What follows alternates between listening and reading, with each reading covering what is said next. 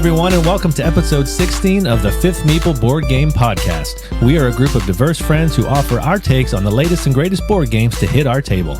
I'm your host, Chris, the intellectual introvert, and I'm joined today by the collector. Hey, this is David.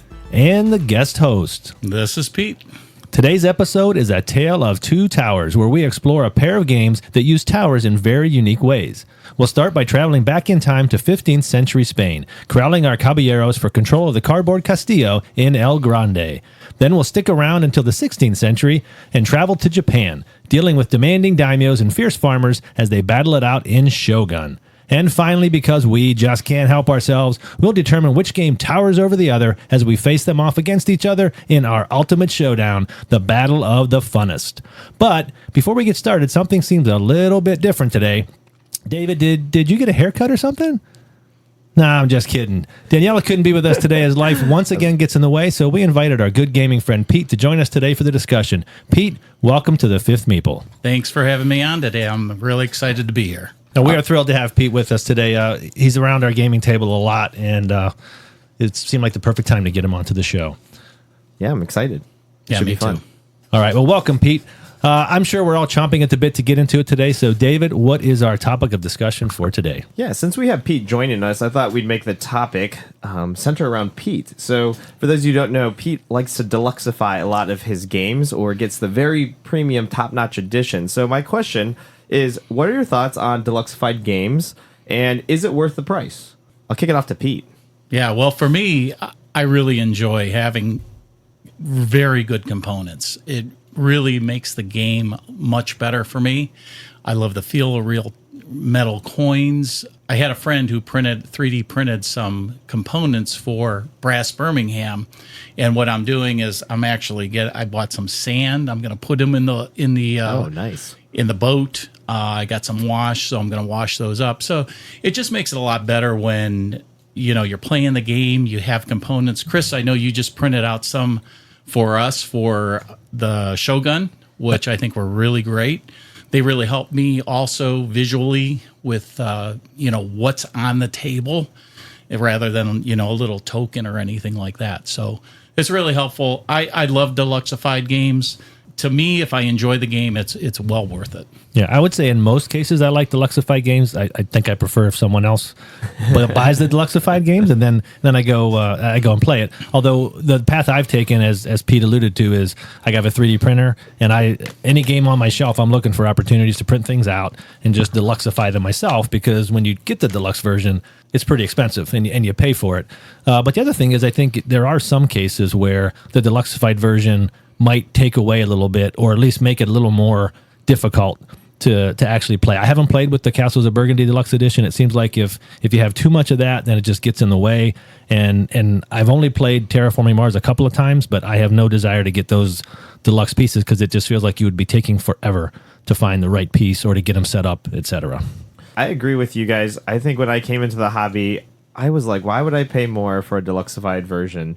So if I have a copy of the game, I was happy with that. I'm like, I'm not going to pay more just to bling it out. Then I met Pete and played some of his games. I think the first one I played was like Merchants with you. And it was like everything was like deluxified out, and it was just crazy, like how much more immersive the gaming experience was. So I think it changed my opinion on, what I do personally. Like I look for deluxified components, but I do have like in my mind like a price point. So normally I'm trying to find something secondhand that somebody else bought. Maybe they didn't like the game that way, and looking for quality components that way. But yeah, I mean, Pete really got me kind of into that deluxified components, and I think we just played Lost Ruins of Arnak, and he has like everything blinged out, and it was pretty sweet. Yeah, there's a happy medium when you're trying to find out how much you play the game. What is it worth to you to upgrade it and make it more enjoyable when you're playing. You mentioned Lost Ruins of Arnak. Yeah, I bought some extra little coins, and the other thing I found the little goofy compasses. So they're real working compasses that are real small. So they're sweet. Yeah, that's kind of fun to play with. And again, you can use regular wood, the little cardboard chits, but when you can do something else and that cost me $10 extra for it, to me that's worth it. Yeah, I don't think we've ever played with cardboard coins ever since we met Pete. I think everything. Certainly not when we're playing with Pete. Something special's coming out. That's sacrilege. You can't do that. And even in some of the games, for example, when we're using money, it's real convenient to use the tokens from the iron clays, which work really well for a lot of different games. They go in the different monetary amounts, and they're pretty generic. So, David, I know one of the first games we played together, it was Ark Nova.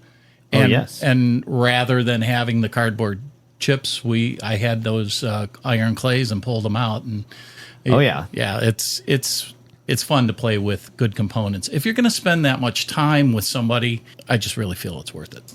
Yeah. Yeah, the other thing I'll say about deluxification is I appreciate it when it makes the game easier to play. You talked about being immersive, but Pete, you talked about Shogun. To me, having those pieces, again, they were 3D printed, but I know there is a Kickstarter, I think, just ended up where you had those deluxe pieces. If you're just playing with the chits, it's really hard to figure out, okay, which ones are castles, which ones are temples. But with the pieces we had today, which were 3D, different shape, different color, it was really quick to say, okay, where are the castles, where are the temples, etc. And also to bling it out, again, this is more 3D printing, but I think of Maracaibo, where one of the worst things about Maracaibo is you got to stack those little wooden pieces up. I 3D printed stands for those, so the wooden chip fits inside a holder so that things aren't flying all over your board. So things like that, where it makes it easier for you to actually execute the game. I'll send you my STL files. I actually created my own, and they're labeled with what they are. You slide out the component, so it's even good for putting them away. Yeah. So yeah, thanks guys for your participation in that topic. I know there's a discussion, going on in board gaming circles, about this topic, especially when it comes to Kickstarters and minis and all that. What price point is a game just doing way too much? And I think that it's healthy to have that debate, that topic come up, and the debate to be active and see where people fall on the issue, because I think some board games I do think are becoming unaffordable. Most board games, is like around $40-$50. Now you're looking at, easily $80-$120 for a lot of the newer games that are coming out, if they have deluxified components, and even more than that. So, it's just a topic that's current. So appreciate you guys. And if you have any thoughts on it and you want to contact us, you can get on our Facebook page, or you can email us directly. We'd love to see what you guys think about deluxifying games out there, and if you guys do it. Yeah, and you made a great point there, David, that maybe I'll just kind of jump in and second a little bit of what you said there, that I might be much more willing to buy a deluxified version of a game if I've actually played it. But if it's a Kickstarter or some game I haven't actually played, then I might not want to chuck out that extra $40-$50 for a game that I may play once and say, okay, yeah, I didn't need that. Yeah. Alrighty. So thanks, David. Those are our opinions on deluxification, but would love to know what all of you out there have to say. What do we get right? What do we get wrong? Let us know by sending us an email at thefifthmeeple@gmail.com. We also invite you to take a second, hit the subscribe button so you never miss a show, and would love to have you follow us on Instagram, Facebook, or on BGG, or check out our website, thefifthmeeple.com. And we'd always welcome reviews. If you leave us one on Apple Podcasts or elsewhere, we'll probably read it on the show. And of course, thanks as always for listening. Well, we're going to take a really short break to jump in the time machine, but when we return, we'll get into our thoughts on El Grande.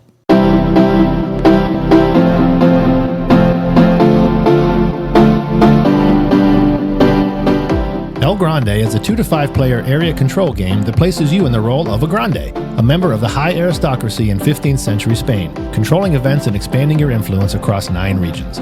Each player starts with 30 caballeros, or meeples, only a portion of which are available to you at any point in the game.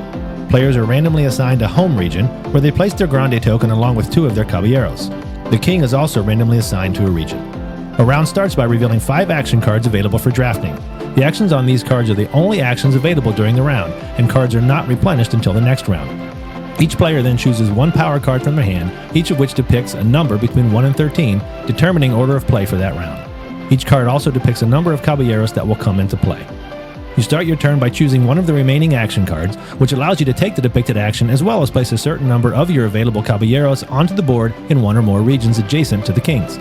You may also toss them into the Castillo, a meepleful tower that comes into play later. Scoring occurs at the end of rounds 3, 6, and 9. First, all of the meeples tossed into the Castillo are revealed. The player with the most, second most, and third most meeples housed there score points, after which they place them in a region secretly determined just prior. Each of the 9 regions are then scored similarly, though the awarded points vary by region. After scoring the 9th round, the player with the most points earns the Grande victory. El Grande was designed by Wolfgang Kramer and Richard York and was first published in 1995 by Hans Gluck. For the record, we played using components from the 2023 edition.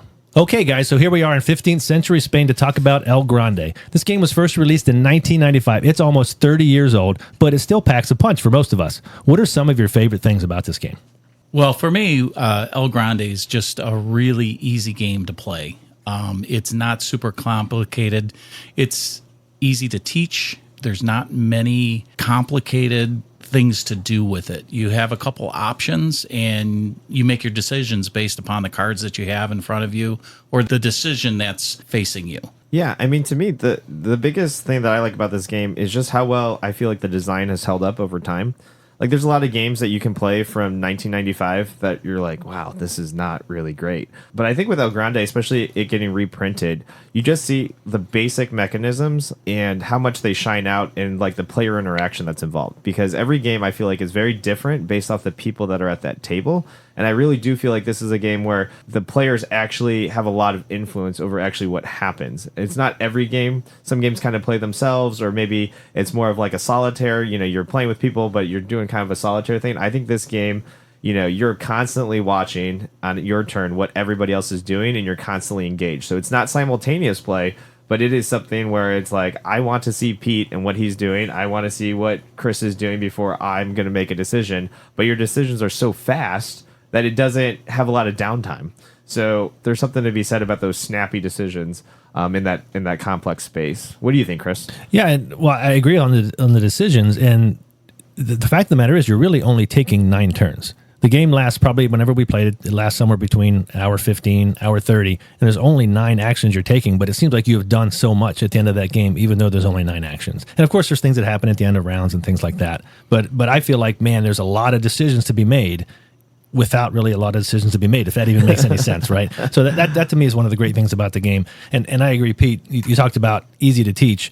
I think one night at game night, we had a guy who I think the most complex game he played was maybe Risk, maybe Monopoly, right? And he sat down, was just a high school kid, and he sat down and got right into it and played a pretty good game. And I love that fact that it's a modern hobby board game, even though it's 30 years old. It still holds up, but you can get right into it and learn to play. I think it's a little complex, but I think that said to me that maybe it's even gateway game-ish. Yeah, the other thing that I really like about it is it doesn't lead to the analysis paralysis that so many games have now today, especially with all the complicated moves and turns and this happens and that happens. And again, you're just faced with a couple decisions. You got to make those decisions, but they have consequences. Oh, yeah, for sure. Yeah, there were some people online I was looking that were talking about analysis paralysis with this, and I have no idea how you can have that. There's 5 cards, right? By the time it gets to you, there might only be 3. It's not an analysis paralysis game, so that one confused me. Let's talk about that Castillo. So again, we're doing the Battle of the Towers. When you're playing with that Castillo, you have to announce if you're going to put them in there. Whenever you place your caballeros out, you have to put them adjacent in a region adjacent to the king, or you can just toss them in the Castillo, and they stay in there until the end of the 3rd, 6th, or 9th round, and then they all come out. And you have to, I'm putting two guys in there or whatever. To me, that's a fun little thing too. And then when you're playing a 5-player game, the idea is that way everybody knows what's going in. But by the time it comes to empty that, in a 5-player game, you probably don't really know what's in there. You think you do, but you don't. Yeah, I would agree with that. You could try to count it, but I think we made kind of a side joke that it's like, okay, who actually wants to put real money down and actually guess the right amount of, caballeros that are actually in there? And I don't think any of us really wanted to put money down because we still were unsure. And it's kind of weird because you think you could count it, but I feel like you can't. What do you think, Pete? Yeah, there's my head's in the game somewhere else. If I got to throw stuff in there and try to memorize it, memory games are not up for me. So that's kind of the enjoyable part for me. You put it in there, and then the time comes and you got to make your decision. And well, I think I got 5 in there. Maybe it was only 3, or 1. I don't quite remember, or what was it? David threw some in. It's not worth it, but it makes for those moments when you actually dump that out, and it's like, whoa, there's just not what you expected, which I think is exciting. And it's definitely important. I mean, you're going to score. Whoever has the most meeples in there is going to score for 2nd and 3rd most amount. But then also you're taking all those meeples and assigning them to one particular region. and having an idea of how many at least you have in there. But then I also think it's really great to sit there and say, well, I think David has like 4 in there, and where's he going to go? And trying to figure out, how many times does that come out of the Castillo? You put your meeples there, someone else puts their meeples there, and it was like a wasted turn for that. So, but I think that's a great part of the game. So simple, but yet there's a lot wrapped up into just that little piece. Yeah, for sure. To me, I think a lot of games today, there's a lot of text on cards. And I will say with this game, the amount of text, for what the action is on the card itself is actually really well contained. I think there's very few questions that sometimes I had when I'm explaining this game. The cards are really simple, and yet they go straight to the point of what you're doing. And I feel like some other games that I teach, it's like there's all these words, but you're only looking for this keyword here, to actually use that card. And I feel like the cards are really well designed, especially for first-time players. I mean, it's like, this is what it is, this is what it does. And I think that's really great. I just can't get over how simple the game is to teach, but yet the interaction is crazy. So I love it. Yeah, the cards on those are really cool because you have a number which is going to determine, your order. You're going to go first or last, but it also is going to determine how many caballeros you get out. And, again, that's the other little small decision points that you got to make. I think I'm, third in line. Do I bring out more guys? And, well, those cards that are out there, there's 1 or 2 I like, but is it worth fighting for? So that design, though, is really cool. There's 2 things on the card. There's the number and the number of meeples that you're going to get out of it. Yeah, and that, especially in a 5-player game, we're talking about the action cards. In a 5-player game, that gets really, really tight. And I think the game really shines at 4 or 5 players, especially 5. I think it's awesome at 5 because if you end up being last in the choice, it's not really a choice. And that's part of the decision process too. Is there's 2 cards there that I can make work. I need to make sure I'm one of the first 2. Or gee, do I think that Pete's going to take that? Again, just a couple of decisions, but a whole lot wrapped up into that. And then also in those action cards, in the base version, there's 1 stack that's always the same card. And it's just a matter of you take that card, you can move the king. But then there's a mini expansion in the 2023 version that gives you a whole stack of cards for that particular stack. And I thought that was a blast. We played that way the last time we played, and it just changed. It made an entirely different game. Yeah, it was like pure chaos versus the time we played before, which in a game simple like that adds to it. A lot of times, the king was always the, that's the solid move to take. I'm going to take that. I'm going to protect myself.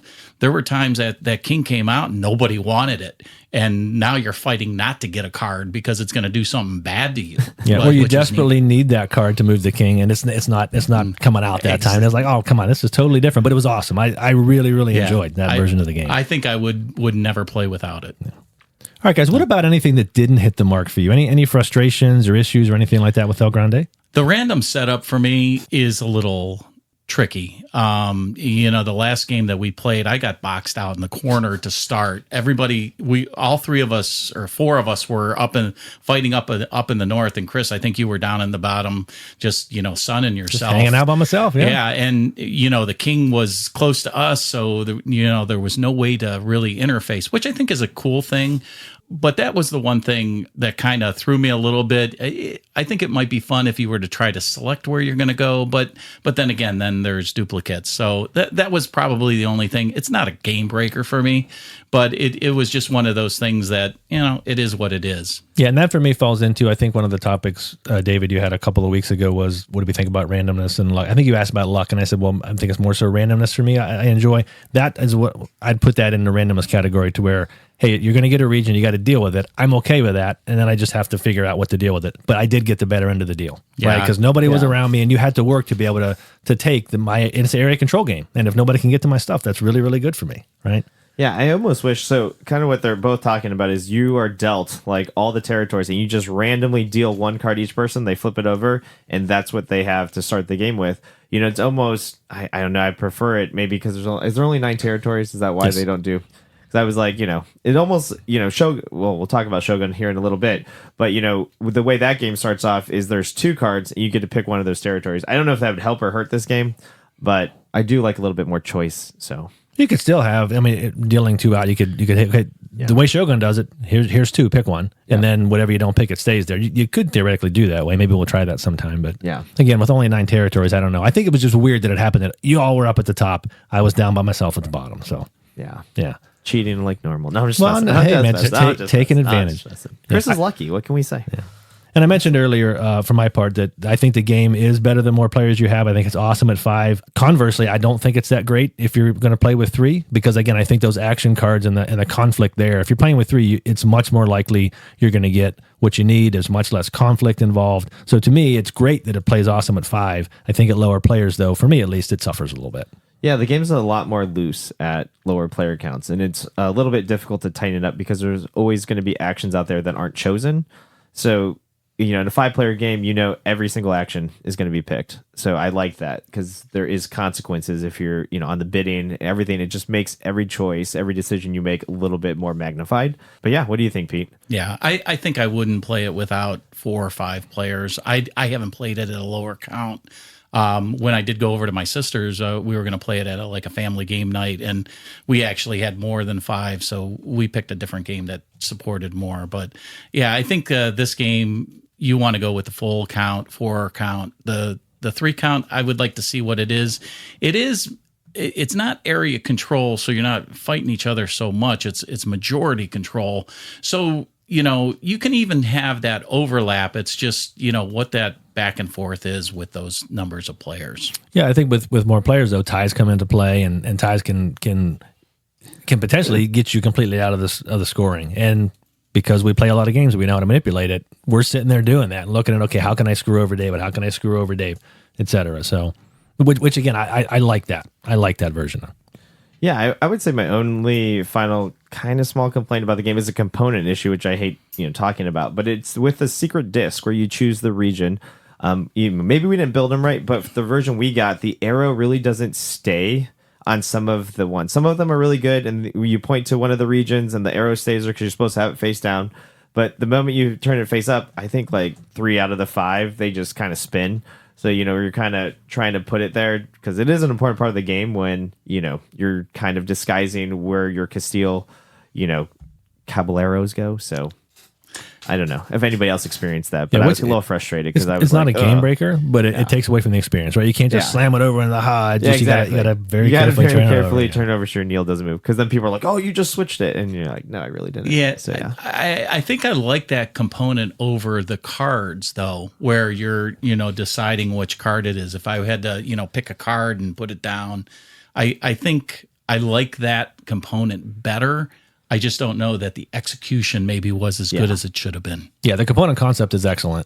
The execution just maybe not so much. Yeah. And the other thing I'll say while we're talking about components, I don't know if I've ever actually seen a good-looking El Grande board. It's about as bland as it can be. And again, even the newer versions are relatively bland, in my opinion. And again, and I'm not a guy that usually worries too much about that, but it's pretty basic to me. Yeah, but the nice thing about that, though, is it's very clear. When we get into comparing some of the other game, Shogun, the regions are big, they're fairly legible, they're fairly colorful, but again, it's just a spot on a board. So to me, I'm fine with that, actually. I think, getting older, visually seeing things, it is helpful. And that's one of the other little things, with the smaller cards.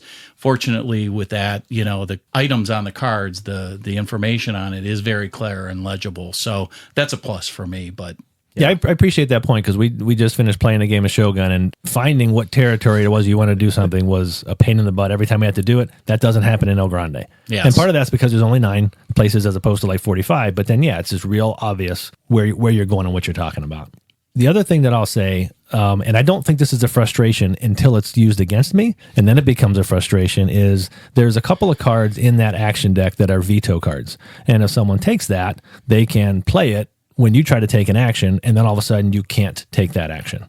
Yeah, Yes. I dinged you pretty good with that. Yeah, exactly. Pete got me with that. And I think it's it's an awesome thing, except at the exact time that happens to you. Because again, you only really get to take 9 actions on the board. And you don't have to take the action when you take that card, but you want to at least have that option. And when you're like, oh, I finally got it to how I wanted, everything worked out. And Pete's like, nope, not doing that. And throws that veto card out there. It hurts, man. Yeah, but it bit me too, because the time I got it, I had 1 turn and there was nothing to veto. So it was a wasted card.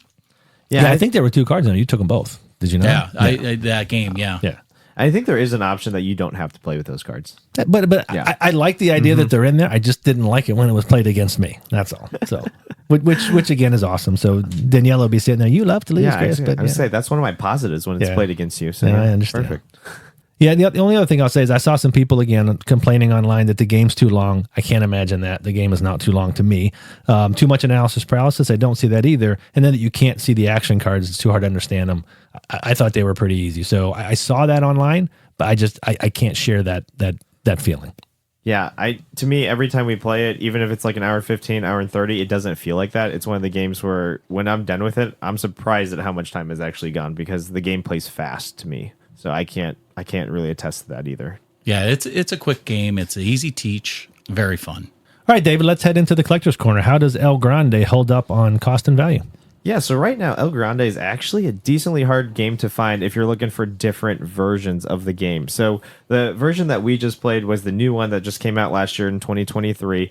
If you can find it brand new, you should be able to buy it for around $45. I think that's what the game came out. I think I paid maybe $40 for it at a local game store. But right now, when I was just kind of doing some research for this show, there wasn't really a lot of places to buy the new version from, which was kind of weird to me. Some of the websites that were coming up, I've never purchased anything from, so they might be legit, they might be not. I don't know. But they were kind of advertising it as like $45. All the game sites that I normally go to were all sold out. So I think that's a little bit tough. But if you do go on eBay, I was seeing some little bit crazier prices. If you want the old version, you can get it for around $40. Like if you like $35-$40 if you want the older version, which the graphics are a lot different. I'm not quite sure. I've never played that version before. But I was seeing the 2023 version going for around $75, all the way up to $100, which I don't know if I'd pay $100 for this game. I would say wait. It's probably going to come somewhere to you. It's just hot right now, but it is something that's a little bit harder to find. So if you're one of those people out there and you're buying from some of these other sites that are doing it for $45, I'd love to see if they send it to you. Yeah, I really like this game. I don't like it $100 worth. Yeah. I don't think. So. Yeah, I picked my copy up for, I got my notes here, $46.09. So, yeah. I mean, for that price, I think it's a great value for what is in this game. Like, I would say, if you can find it for, I would even say under $50, I would get it, to be honest. I get that much enjoyment out of playing it. I've gotten multiple plays in of this a lot, and I feel like it's a game where if I have new people coming, I don't want to play Ticket to Ride, I could whip out El Grande, and I feel like I could teach this game to people that have played Ticket to Ride before and get a way better experience out of it. Yeah, and since we're in the collector's corner, we played the 2023 version. It's got the king meeple is this giant meeple that looks like a king, right? All the caballeros are little meeples. I think in older versions, like there was a medium version where the king is like this phallic thing that I'm never taking. I don't want to touch that thing. I'm not moving the king. And I think older versions are just cubes instead of little mini meeples. I would assume because it's probably before even meeples became a big thing. Yeah. So which I think that I don't know. It's silly, but when you have the little meeples as opposed to little cubes, to me that adds something to the experience. It feels good putting them out on the board. Yeah.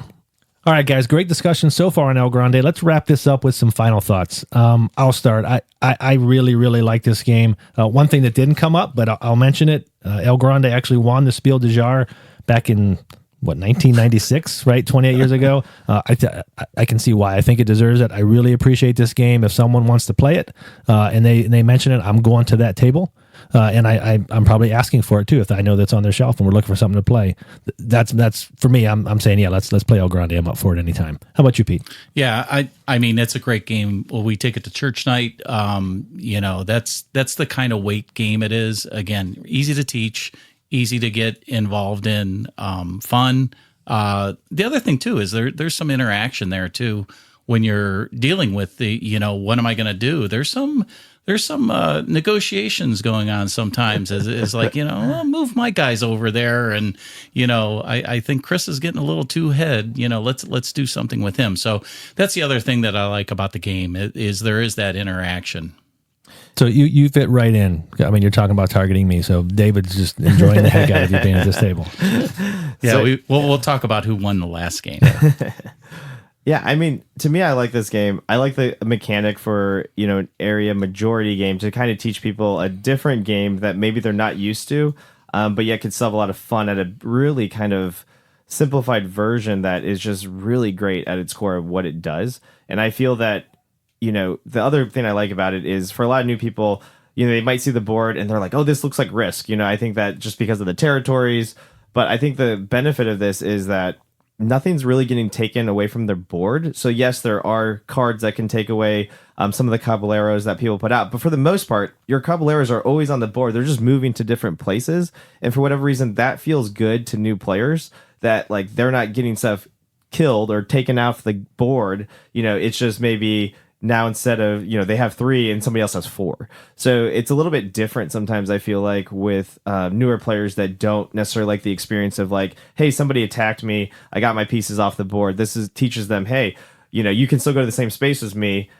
It's just I have more now than you, or maybe we have the same amount. So it feels better, I think, in some ways for new players, which is something I'm always looking for, because I want new players into the hobby to really have that good experience. I think this gives it to them on multiple levels, but especially if they're coming from like Risk or Monopoly, because it's like a mean game, but not a mean game. Yeah, there's that interaction. You're not out of it. You're not booted out of an area. You don't feel as targeted. So it's a little bit more friendly. And like I said, the area control versus majority control is there's a little distinction between there. And I think that sets a little bit better with newer players. Oh yeah, for sure. But those cards that do, there are a couple cards, the cards that do actually take your meeples off the board. Those are brutal. That's why I always use them against you. Yeah, I'm aware.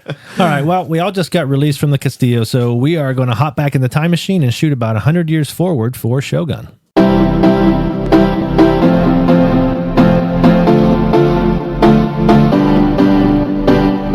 Shogun is a 3 to 5 player area control game that places you in the role of a daimyo in 16th century Japan, seeking to secure a position of dominance for your clan. The game takes place on one of 2 maps of Japan divided into 45 provinces in 5 regions.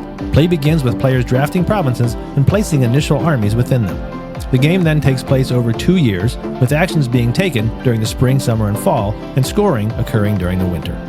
Each season will consist of players taking 10 different actions in a varying order determined via a deck of cards.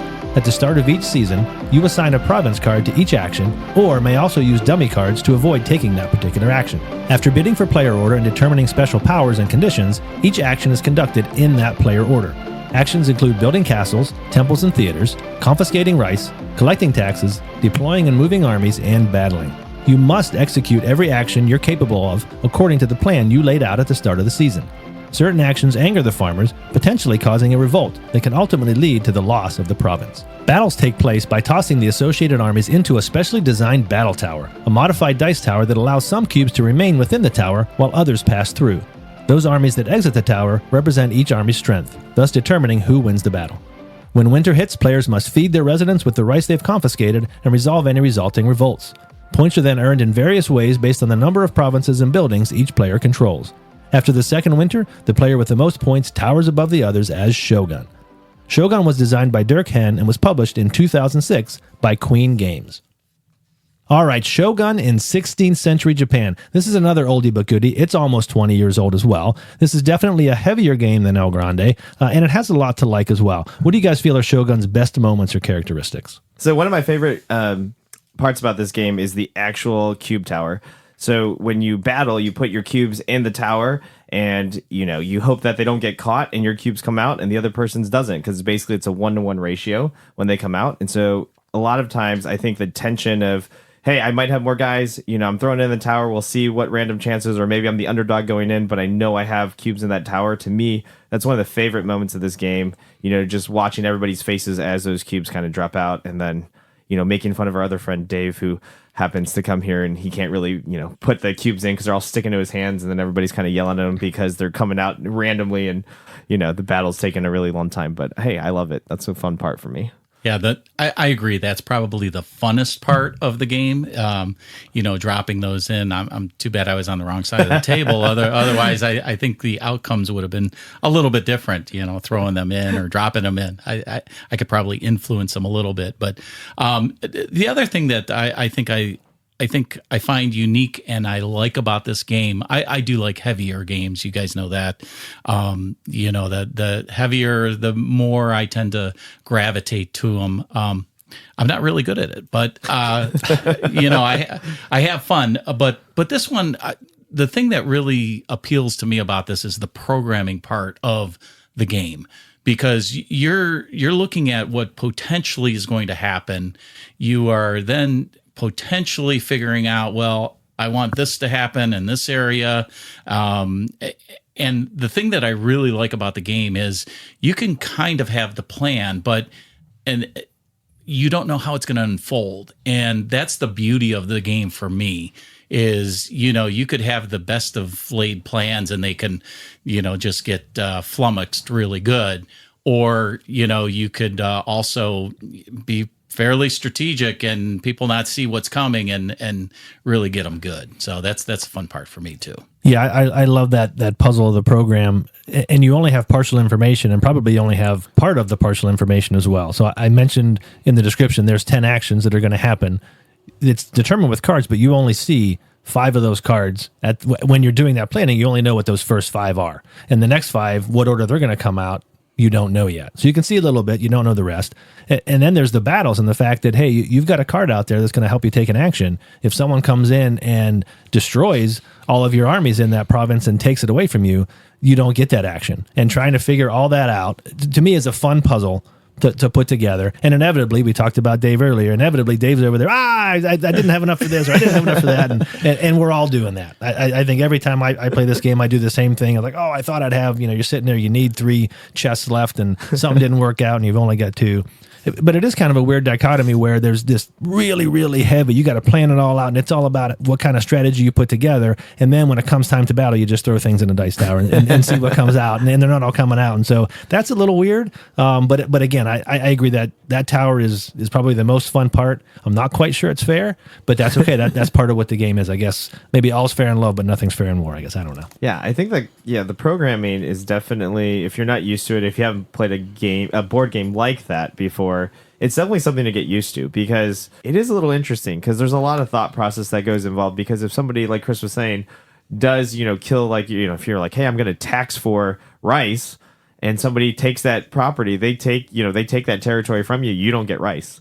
And so it is interesting, to kind of maybe plan your strategy based off of, do I think they're rice provinces, can I snipe them in a battle, maybe, because I know the actions, 5 of the actions out of the 10, maybe I see that there's a battle, maybe I could interrupt somebody's plans of, one of their best tax cities, because on the bottom of your player boards, every city's on there with a grid about, how much they could tax for money and how much they could tax for rice.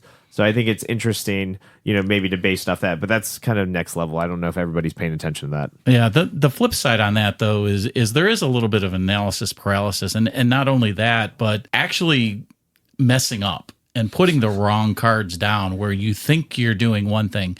That this is going to be one of my little gripes about the game, but those cards are, again, they're pretty small.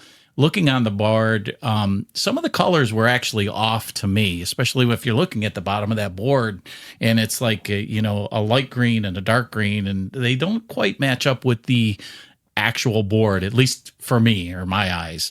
And I think a number of us in the last game we played just put the wrong card down in the wrong spot. And it's like, I can't do anything. So it feels like a wasted turn. I know Dave ran into that a couple times, and it's frustrating when that happens, though, especially when you're really trying hard. It's a heavier game, and you want those. You want your plans to unfold right, but when they just crumble and it's like, I just lost a turn. Yeah, and these provinces are named after the 16th century provinces, and so they're not easy things to remember. Some of them look just like another one, and if you can get that wrong, and that's a shame if that happens where you had a good plan. Conversely, though, when your plan actually comes together, again, we talked, it's a really complicated puzzle to put together, but when it actually works out, and I put armies in there, and I moved them in there, and then I attack someone, that's a really good feeling to me when it actually happens. I'm not sure it happens enough to feel good about, because usually it's, okay, David just attacked me, and I can't do this now, but when it does happen, I think it's a pretty good feeling. Yeah, I would second what you guys are saying. I think because I'm not as familiar with Japan, and especially maybe older names too, it's like some of the words were like, it's like KII and the other one's KAI, and they're both purple. And, when all the components are actually on the map, you can't really see names on the map. So even though the cards try to do a good job of there's like a little map on each card that's trying to pinpoint that exact area, because I'm not familiar with it, it's really difficult. I almost feel like if we played the same game, but it was like on a USA map, it'd be way easier just because we'd be so familiar with all the locations. So I think that doesn't translate well. And I think if the game were to come on a map like that, it might translate a lot better and we'd play a lot faster. Yeah, a little less thematic maybe, but easier to execute. Yeah, I have the Ticket to Ride Europe, and they have the similar things where you buy those tickets, and it's like from this area to that area. And when you're not familiar with Europe or that country, well, where's that city again? And you try to do the best attempt with what they have on the cards. And it is nice they kind of give you the area, but again, those cards are so small, and I get that they make them small so they'll fit on your little board so you can lay them out in that. But God, I wish they were just, a little bit bigger. Yeah, we talked about Ticket to Ride Europe on an earlier episode, and I agree. That's what was in my mind, that using these types of old names in an area I'm not familiar with, because in that Ticket to Ride Europe, they're not even using today's names of cities that I don't know where they are. They're using, from a couple centuries ago names, and it's the same thing that we face here. And the size cards that we're actually talking about are like the same ones that are like in the original Ticket to Ride for like the trains. They're like those smaller cards. I almost think like what Pete's saying. If it was just a normal size playing card, it'd probably be a lot better. But then you'd have this gigantic player board that you're trying to put it on. So. Yeah, I get the balance. I mean, you only have so much tabletop space, and I get that. There's a lot of games that use the smaller cards for that reason, but. Man, I just wish they were better. And again, I'm gonna go back with my older eyes now that make the games easier to see, and if any publishers are out there, keep us in mind. Yeah. Another thing I like about the game, though, each round player order is determined in a couple of different ways. First, you bid to be able to choose first, and so you're potentially giving up some of your money. Your war chests, I think they're called, in order to be able to just be the first one to choose. But then when you're choosing, you're not just saying, okay, I'm going to choose to go first. You are choosing one of 5 available bonuses that you're going to get that round. And if the bonus you want is in the last position, then you get the bonus you want, but you're going 5th and everybody gets to go before you. And I like that little choice where, okay, even if I spend all this money, I still am going to have to, rob Peter to pay Paul, and I have to find that balance. Yeah, the thing that I don't like about that is often everybody's either bidding nothing and somebody bids, the half point, and it's all random, which it takes away from me. The resources in these, at least the money wise, is really tight, and it hurts to put out 1 or even 2 to even try to think you're going to go ahead, and you may still get tied with somebody. That did happen at the very last round. I mean, everybody's spending their money, and 3 of us put the max down, and I was thinking, all right, I'll go first, and I ended up 3rd. That worked really well for me, though. Yeah. So. The other thing I'll say, and this isn't necessarily a great thing of the game, but it was a great thing of the last game for me, and I don't even know if it worked out well, but it felt really good, is I caused a revolt to happen in an area that actually had a castle for me, just because I knew I was going to lose that area and I wasn't going to let any of you have that castle. And just the fact that, hey, there's a mechanism in the game to where you can make your people revolt and just see what happens, and the fact that I burned that castle down felt really, really good. Yeah. That's all I really have to say about that. Yeah, there was some burning down in the last game that we played in more than one area, and that is fun. It changes the game up. Yeah, it wasn't so fun for me because I was about to get that castle. So yeah, I know. Now it's just an really empty good. province. It wasn't as great, but yeah, the farmers were actually really good this last time. I mean, they revolted quite strongly. Yeah, we burned several regions down this time. So, all right, we mentioned a couple of things already. What about other things that maybe didn't quite hit the mark for you? I think what Pete is saying, sometimes, he talked about this earlier, the programming aspect of it could lead to analysis paralysis if you play with certain players. I really don't think this is a game for new players necessarily. I think that you should have some experience playing games, and that would help. But I think a new person, there's a lot there, especially with the programming aspect of it. And I could see, like, even with us as experienced gamers, there's still some AP that goes on because... especially if you have a lot of territories, there's a lot of little symbols to look at, and then you're like, well, which one's best for this and this? And I think that's just really difficult. I don't know. Of the 11 actions, I feel like sometimes that's a lot. I almost feel like if it was like 5 or 6, that'd be better, because half the time I can't remember what I put down, meaning that like when I flip over something, I'm like, oh, I am building something here, Yeah. and I didn't know I was doing that because I'd put that card down like when I first programmed and forgot. To me, I think there's a lot there, and I'm not sure sometimes if it all has to be there to make the experience enjoyable. And that AP can make for a pretty long game. Yeah. This last game that we play, I mean, right now my dogs are sitting at home because I'm at David's. My dog's sitting at home wondering, when am I ever going to get home? Because we played our last game of Shogun just before we taped this. And it took a while. I think it was almost 3 hours. We said it was like 240, 250 or something. 3 hours with the teach. That was a long game. And I feel like every time we're playing that, we're like, man, if that was only like, can it just be a year and a half or something? Like, I don't know what it is, but it always seems just a little long. The enjoyment starts to wane. Yeah, the question is, it comes back. Is the juice worth the squeeze? Yeah. I really only want to play this with people who know how to play. I agree. This is, we talked about El Grande earlier, bringing that to church night and teaching it, no problem. This one, no way, not going to happen.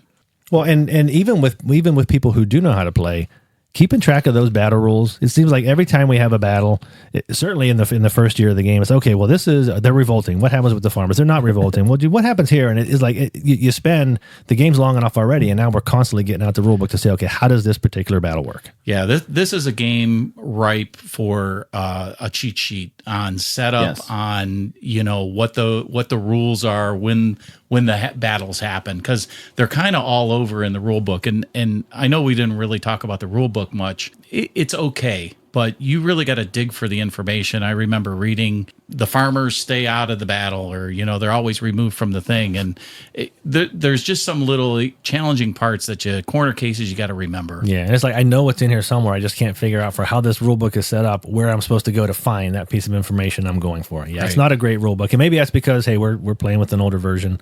But my guess is it's still probably written that way. Pet peeve of mine, by the way, while we're on the frustrations, you can really get the start of the game. Everybody takes, I think it's 9, was it 9 or 7 of, I think it's 7 of our armies for at least for our game, and throw them into the tower, and whatever stays, whatever comes out, you get back, which means, hey, there's going to be a little bit of unevenness there. And for some reason, my armies just don't want to stay in that tower. And again, it's not the end of the game. It's not the end of the world, but you start at a little bit of a disadvantage, which I guess is that's more luck to me than randomness, because I can't really mitigate that.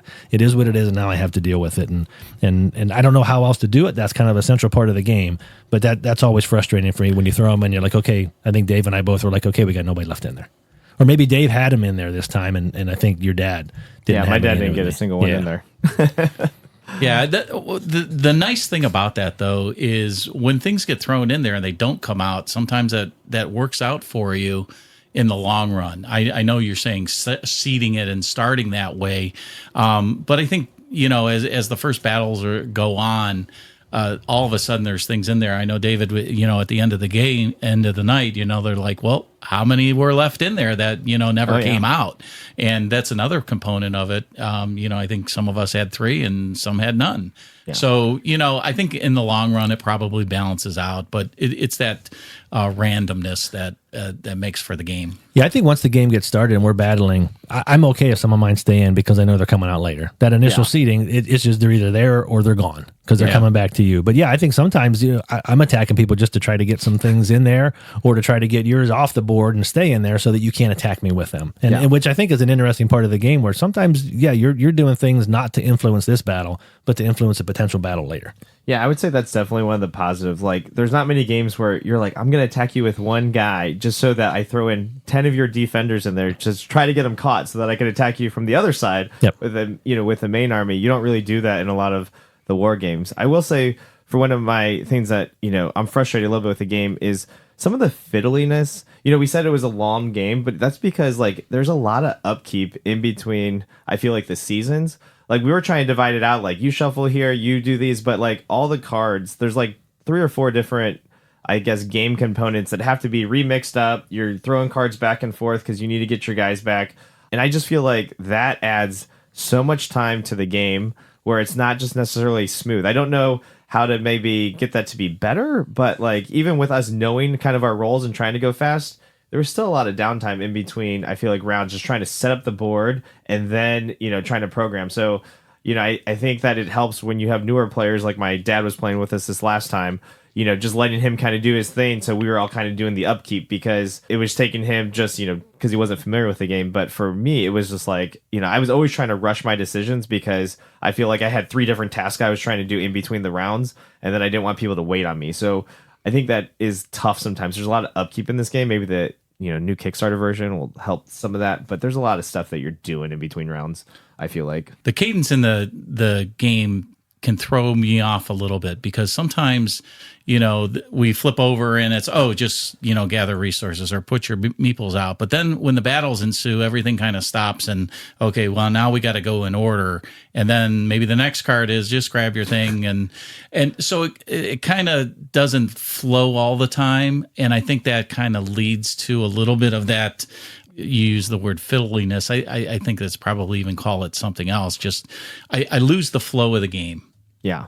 Because, this game reminds me a lot of Smartphone Inc. a little bit. You're pre-programming. We're all doing that at the same time, except at Smartphone Inc., every single time it's the same order, so there's no randomness, but the smoothness of that game is so much more smooth than this game because it's, like Pete was saying, it can be very choppy based off what actions, because some of them you could do simultaneously, and then other ones you actually have to follow turn order because it matters. So, we're never in a groove. It's just always like, up and down, up and down.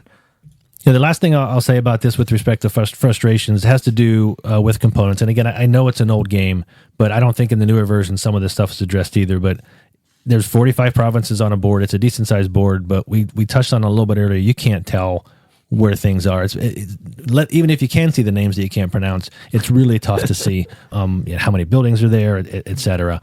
The buildings that come with the game, again, with the base game are just chits. They're not that good. You can't tell them. So I think there's a lot of component things. And the other thing that we really didn't touch on, but I was seeing it as we were playing the game, when you're battling and you grab all the things and you throw them in, there's nothing that they give you to say, okay, here's where the battle's taking place.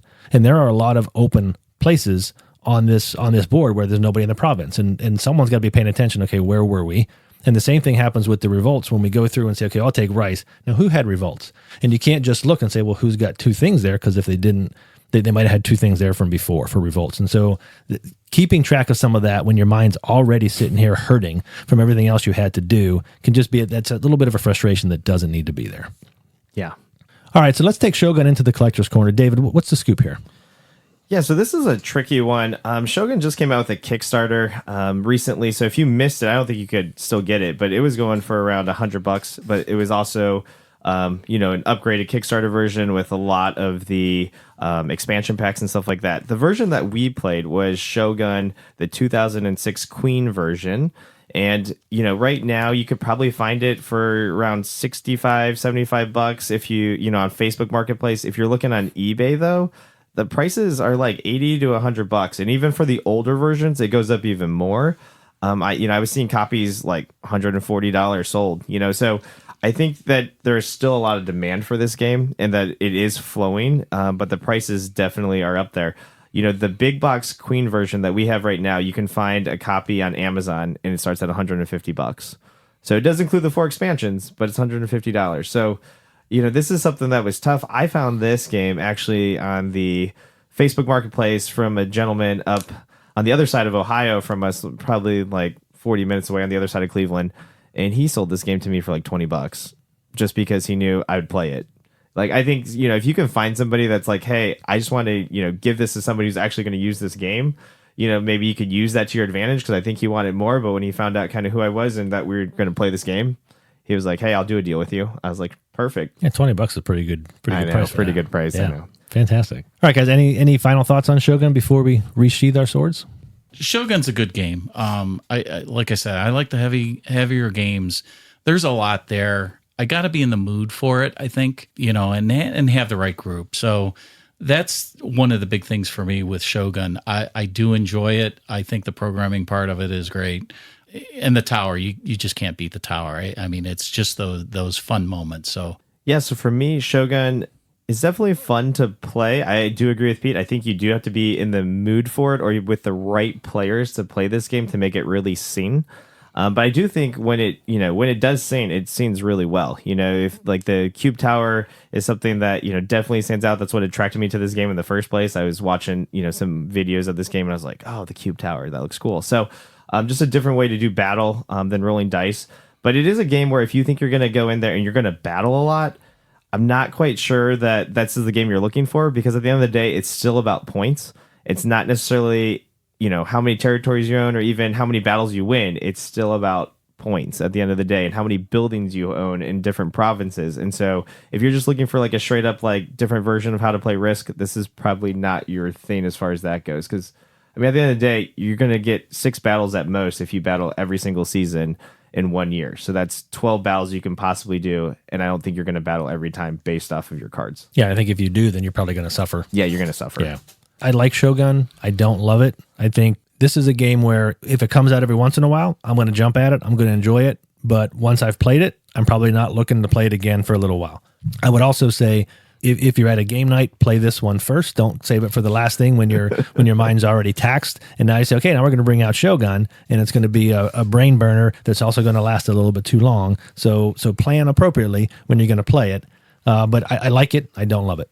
So that's me for Shogun. So, all right, well, it looks like David's circling around for a kamikaze run here. So we're going to take a real short break for a tea ceremony and then take the bullet train over to our Battle of the Funnest.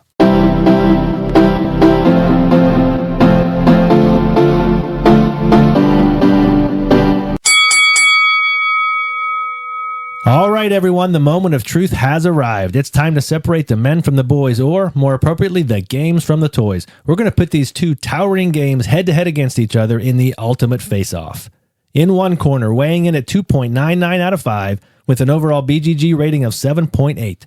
Brought to America on the Nina, or maybe the Pinto, or maybe the Santa Maria, the crowned captain of countless caballeros, the especially spectacular splendor from Spain, the big, the large, the giant, El Grande.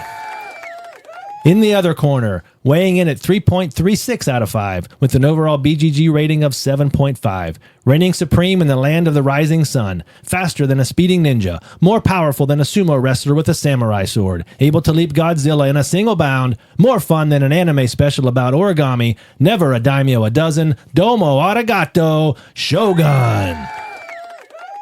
And now, let's find out which one is the last game standing in our Battle of the Funnest Showdown.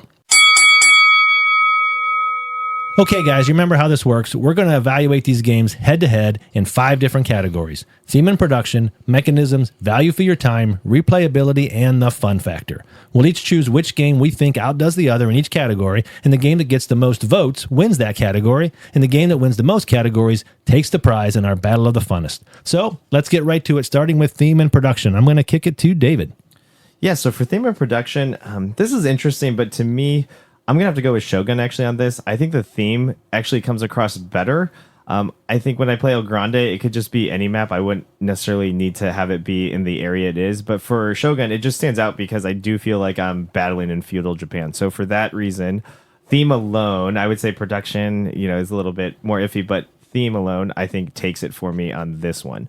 Back to Pete. Yeah, I'm going to disagree with you here.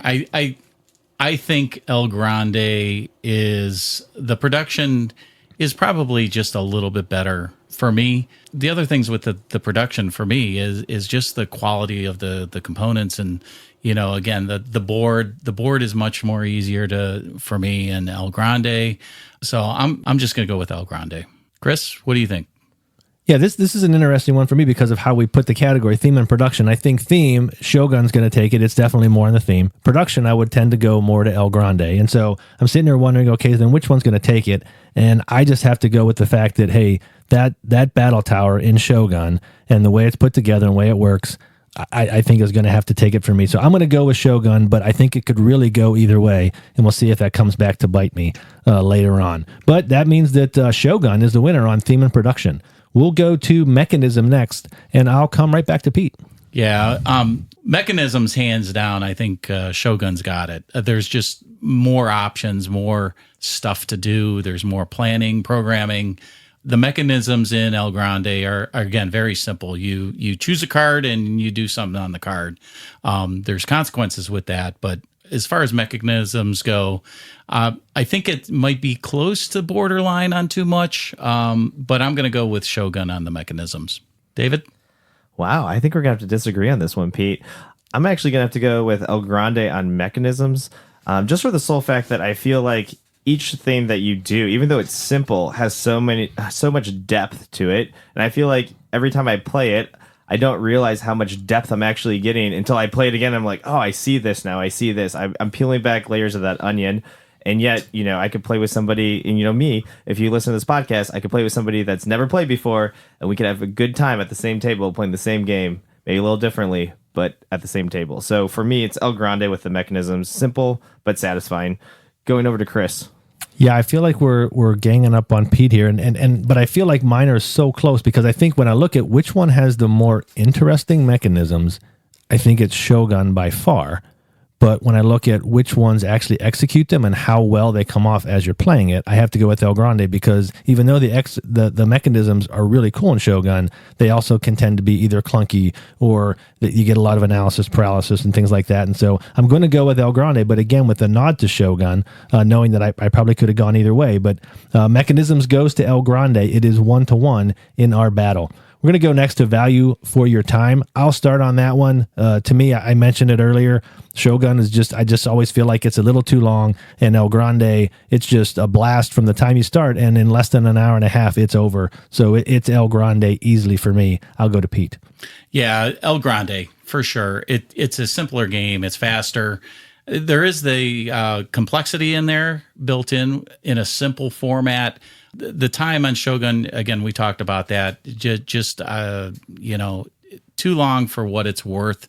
So El Grande for me, I'm back on the winning team. David, what do you think?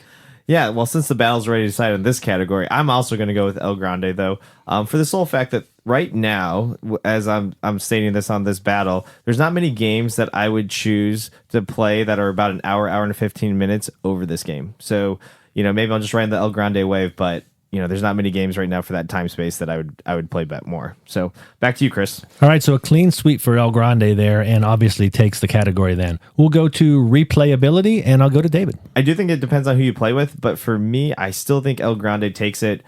I just love the player interaction. Every game is so vastly different based off the players on the board and what they're going to do, and some of the quasi-alliances that are made and negotiated during the games. To me, it just, there's never, you play it once, you play with the same group, especially if you play with the same group, I feel like things can get really heated because you all know how to play the game well. And sometimes that leads to, hey, I remember what you did last game kind of mode. So I just love it. Over to Chris. Yeah, this was another tough one for me. I'm not sure why I'm having such trouble here, but I would say that without that little mini expansion where the king doesn't always do the same thing, I would say it's easily Shogun. I really enjoyed the variability that put in, and I thought that helps create a different game each time. But I'm still looking at Shogun and thinking, there's still probably a lot to explore. I've played that several times now. I'm still looking at it and saying, man, I could have done this instead. I could have done that. And things can really pan out a lot of different ways because of the way that board's set up. So I'm actually going to go with Shogun on replayability.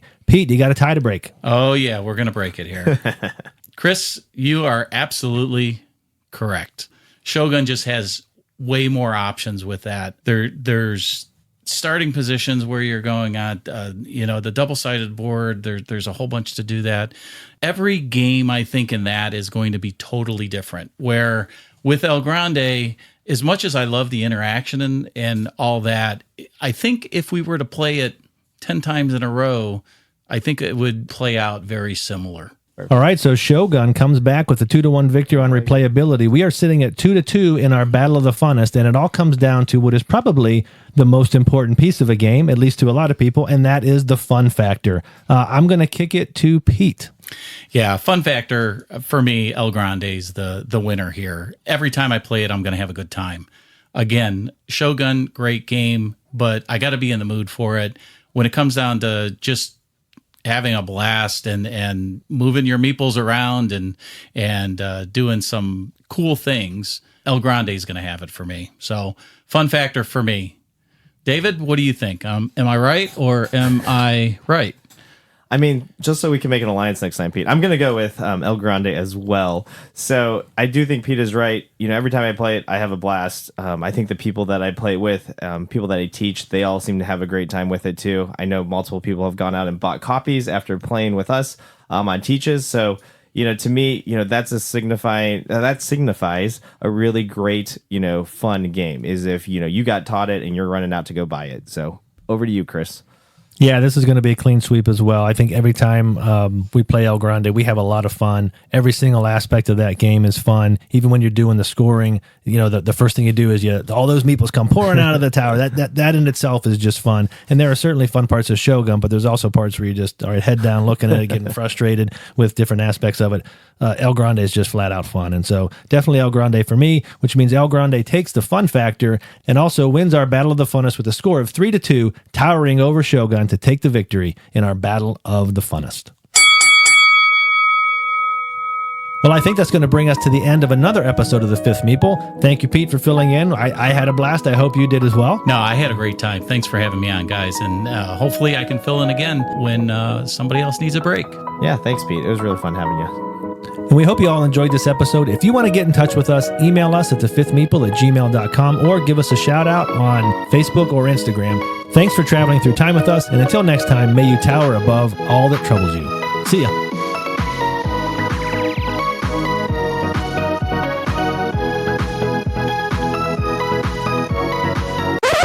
Now I got to start over. Hold on. Let's go back. I don't want to say this. I lost my thought.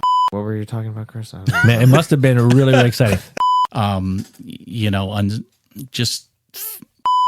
good.